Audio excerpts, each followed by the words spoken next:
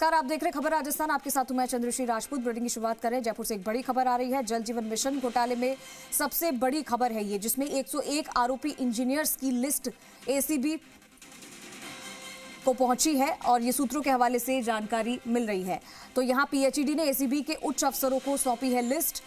JJM घोटाले में बड़ी संख्या में आरोपी है इंजीनियर। फर्जी प्रमाण पत्र, फर्जी पेमेंट में आरोपियों की होगी जांच। इंजीनियर्स ने 55 करोड़ का फर्जी पेमेंट किया था।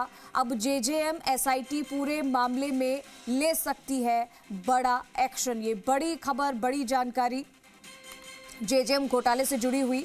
जल जीवन मिशन घोटाले में सबसे बड़ी खबर, 101 आरोपी इंजीनियर्स की लिस्ट एसीबी पहुंची है। अब आशीष चौहान हमारे साथ जुड़ चुके हैं, ज्यादा जानकारी के साथ सीधा रुख करेंगे। आशीष, 101 आरोपी इंजीनियर्स जो है, इनकी लिस्ट एसीबी तक पहुंची है। अब क्या कुछ एक्शन लिया जा सकता है इनके ऊपर? देखिए, बड़े स्तर पर इंजीनियर्स ने गड़बड़ी की थी जो फर्में थी इनके नाम से, लेकिन अब एसीबी पूरी तरीके से रडार पर है और 101 जो आरोपी है उनकी लिस्ट एसीबी मुख्यालय पहुंच गई है। जलदाय विभाग के उच्च अधिकारियों ने ये लिस्ट सौंपी है और सबसे बड़ी बात यह है कि अब तक पूरे मामले में 15 गिरफ्तारियां हो चुकी है।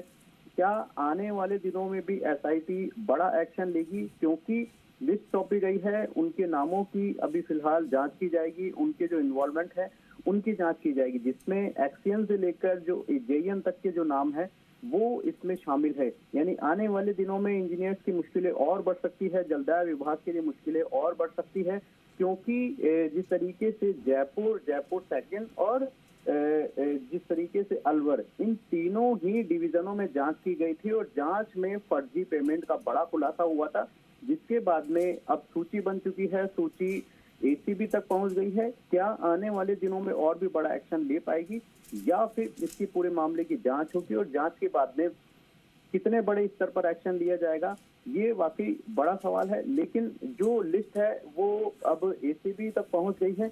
आने वाले दिनों में हो सकता है कि पूरे मामले में बड़ा एक्शन लिया जाए, क्योंकि अभी जिस तरीके से लगातार जो एसीबी के छापेमारी चल रही है, जो फरार आरोपी है उनके भी फरार छापेमारी चल रही है और इसके साथ साथ जो जल जीवन मिशन में श्री श्याम और गणपति ट्यूबवेल के साथ साथ जो दूसरी फर्में हैं, जो दूसरे इंजीनियर्स हैं, उनकी भी लगातार जो जांच है वो एसआईटी कर रही है। यानी आने वाले दिनों में जल जीवन मिशन में और बड़ी जो उथल पुथल है वो पूरे मामले में हो सकती है और बड़े खुलासे पूरे मामले में हो सकते हैं। जो लगातार एसआईटी जांच कर रही है, चाहे उदयपुर की बात की जाए, बांसवाड़ा की बात की जाए या दूसरे डिविजन्स की बात की जाए, तो वहां पर भी लगातार जो इंजीनियर्स की मुश्किलें हैं वो बढ़ती हुई दिखाई दे रही हैं। यानी आने वाले दिनों में हो सकता है कि और भी इंजीनियर्स को, जो डिपार्टमेंट की जो कार्रवाई है वो भी लगातार जारी है। जो इंजीनियर्स है उनको लगातार चार्जशीट थमाने का काम किया जा रहा है और मंत्री कन्हैयालाल चौधरी ने कहा था कि 28 तारीख से पहले सभी इंजीनियर्स को चार्जशीट दी जानी चाहिए। तो आने वाले दिनों में तकरीबन 150 इंजीनियर्स तक को चार्जशीट मिलना तय है। यानी कि आने वाले दिनों में और भी इंजीनियर्स की मुश्किलें बढ़ना तय माना जा रहा है। अब देखना होगा कि क्या इसमें जलदाय विभाग कार्रवाई करेगा या फिर एसीबी के हत्थे चढ़ेंगे ये तमाम इंजीनियर्स। जी ठीक है आशीष, शुक्रिया आपका तमाम जानकारी के लिए।